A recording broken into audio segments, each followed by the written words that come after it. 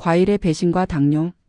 오늘 아침 건강을 생각해서 사과 한쪽 귤 두어 개 드셨나요? 죄송하지만 당신은 지금 방금 설탕물을 마신 것과 똑같습니다. 아니, 어쩌면 설탕보다 더 무서운 독을 드셨을지도 모릅니다.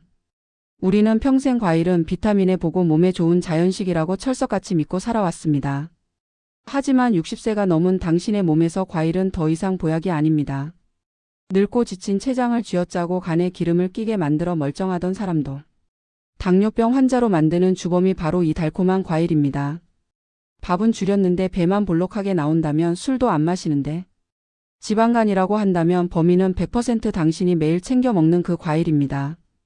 오늘 제가 알려드리는 이 시간과 이 방법을 모르고 계속 드신다면 당신의 혈관은 설탕에 절여진 꿀 꽈배기처럼 끈적하게 막혀버릴 것입니다. 죽을 때까지 당뇨 걱정 없이 살고 싶다면 오늘 이 불편한 진실을 꼭 마주하셔야 합니다. 안녕하세요. 당신의 건강한 식탁을 책임지는 오늘도 괜찮은 하루입니다. 한 주의 허리인 수요일입니다.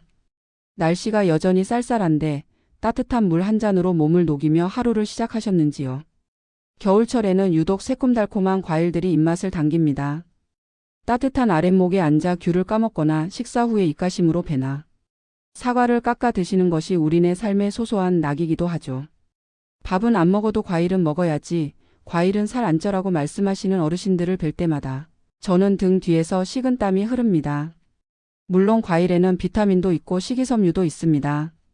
하지만 문제는 지금 우리가 먹는 과일은 예전 우리 부모님 세대가 드시던 그 과일이 아니라는 사실입니다. 요즘 과일들 얼마나 답니까? 샤인 머스켓, 스테비아, 토마토, 고당도 귤. 농업 기술이 발달하면서 지금의 과일들은 과거에 비해 당도가 몇 배나 높아진 사실상 설탕 덩어리나 마찬가지입니다. 그런데 우리 몸은 어떤가요? 나이가 들수록 근육은 줄고 대사량은 떨어져서 들어온 당분을 태울 엔진이 꺼져가고 있습니다. 엔진은 꺼져가는데 연료인 당분만 콸콸 쏟아부으니 그 남은 당분이 어디로 가겠습니까? 전부 뱃살로 가고 간으로 가고 혈관을 막아버리는 것입니다. 오늘 저는 여러분께 우리가 그토록 사랑했던 과일의 배신에 대해 낱낱이 말씀드리려 합니다. 무조건 끊으라는 것이 아닙니다. 무엇을 피해야 하고 어떻게 먹어야 약이 되는지 그 지혜로운 섭취법을 알려드리겠습니다. 지금 식탁 위에 과일 바구니가 놓여 있다면 잠시 그 바구니를 밀어두고 제 이야기에 귀를 기울여 주세요. 당신의 췌장을 살리는 10분의 투자가 시작됩니다. 첫 번째로 기억하셔야 할 것은 과당의 위험성입니다. 밥이나 빵에 들어있는 포도당은 우리 몸의 모든 세포가 에너지로 씁니다.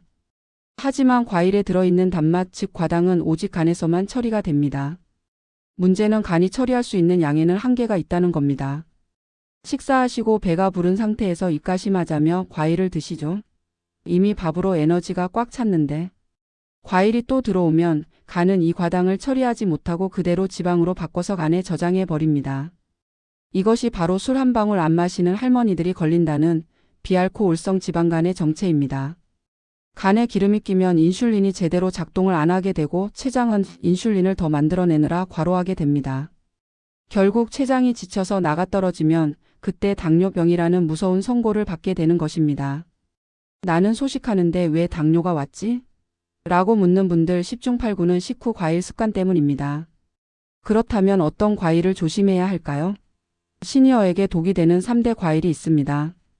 첫 번째는 말린 과일입니다. 곶감, 건포도, 말린 망고. 이런 것들은 수분을 날려버렸기 때문에 당분이 농축되어 있습니다. 곶감 한 개의 당도는 각설탕 7개와 맞먹습니다. 이건 과일이 아니라 그냥 사탕입니다. 쫀득하고 달콤해서 자꾸 손이 가지만 먹는 순간 혈당이 수직 상승합니다. 두 번째는 과일 주스입니다. 믹서기에 갈아서 마시면 흡수가 잘 돼서 좋지 않냐고 하시는데 네, 흡수가 너무 잘 돼서 문제입니다.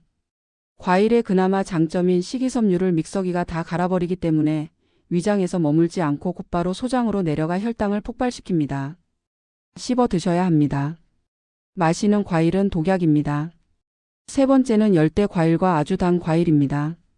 바나나, 파인애플, 망고 그리고 요즘 유행하는 샤인 머스켓. 이런 과일들은 당도가 너무 높습니다. 특히 바나나는 검은 반점이 생길 정도로 푹 익은 것이 맛있다고 드시는데 그때가 당도가 최고조에 달할 때입니다. 조금 덜 익은 푸르스름한 바나나를 드시는 게 낫습니다. 그럼 도대체 무슨 과일을 먹으라는 말이냐 화가 나실 수도 있겠습니다. 걱정 마십시오. 시니어에게 약이 되는 과일도 분명히 있습니다. 가장 추천하는 것은 베리류입니다. 딸기, 블루베리, 복분자 같은 것들입니다. 이런 과일들은 당도가 비교적 낮고 항산화 성분인 안토시아닌이 풍부해서 혈관을 청소해 줍니다. 껍질째 먹을 수 있어서 식이섬유도 풍부하죠. 두 번째는 단단한 과일입니다. 푹 익은 복숭아보다는 단단한 사과나 배가 낫습니다. 씹을 때 아삭아삭 소리가 나는 과일들은 섬유질이 조직을 단단하게 잡고 있어서 소화되는 속도가 느리고 혈당을 천천히 올립니다. 단 사과도 꿀 사과보다는 약간 새콤한 맛이 나는 풋사과가 훨씬 좋습니다. 세 번째는 과일인 척하는 채소들 즉 과채류입니다. 토마토, 오이, 파프리카. 사실 당뇨 걱정 없이 마음껏 드실 수 있는 건 이 친구들 뿐입니다. 특히 토마토는 익혀 먹으면 항암 효과까지 10배로 뛴다고 하니 입이 심심할 때 과일 대신 방울토마토를 드시는 습관을 들이세요. 이제 가장 중요한 언제 어떻게 먹느냐를 말씀드리겠습니다. 많은 분들이 아침 공복에 사과를 드십니다. 아침 사과는 금 사과라는 말 때문이죠.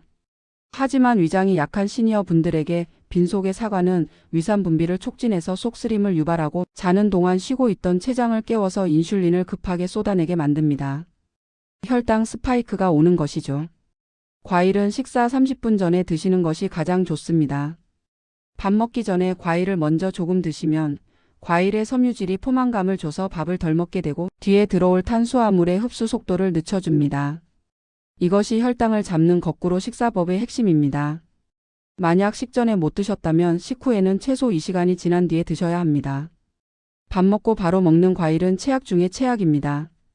위장 속에서 밥과 과일이 섞여서 발효가 일어나 가스가 차고 소화불량이 생기며 혈당은 걷잡을 수 없이 치솟습니다.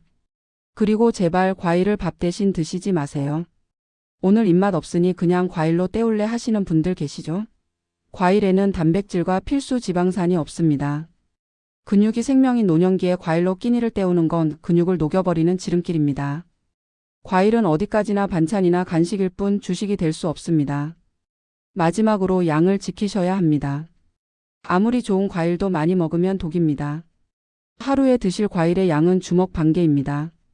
사과라면 반쪽, 귤이라면 2개, 딸기라면 5알 정도입니다. 에이 누구 코에 붙여? 하시겠지만 그 정도가 우리 몸이 감당할 수 있는 적정량입니다. 그 이상은 췌장을 괴롭히는 일입니다. 오늘 우리는 달콤한 과일 속에 숨겨진 무서운 진실에 대해 이야기를 나눴습니다. 과일 참 맛있고 예쁩니다. 자연이 준 선물이 맞습니다. 하지만 내 몸이 그 선물을 받아들일 준비가 되어 있지 않다면 그것은 짐이 될 뿐입니다. 내가 먹는 것이 곧 내 몸이 됩니다. 혀가 좋아하는 달콤함에 속지 마시고 몸이 좋아하는 담백함을 선택하세요. 과일의 단맛을 조금 줄이면 오히려 곡식의 구수함과 채소의 싱그러움 그리고 인생의 참맛을 더 깊이 느끼게 되실 겁니다. 냉장고에 있는 귤, 식탁 위에 사과. 오늘부터는 한 번에 다 드시지 말고 아침, 점심, 저녁으로 조금씩 나누어서 그리고 식사 전에 꼭꼭 씹어서 약처럼 드시길 바랍니다. 여러분의 췌장이 편안해지고 혈관이 맑아져서 100세까지 건강한 삶을 누리시기를 진심으로 응원합니다. 지금까지 오늘도 괜찮은 하루였습니다.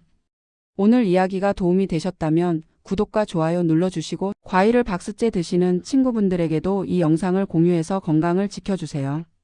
오늘도 과하지 않고 적당해서 더 괜찮은 하루 보내시길 바랍니다. 감사합니다.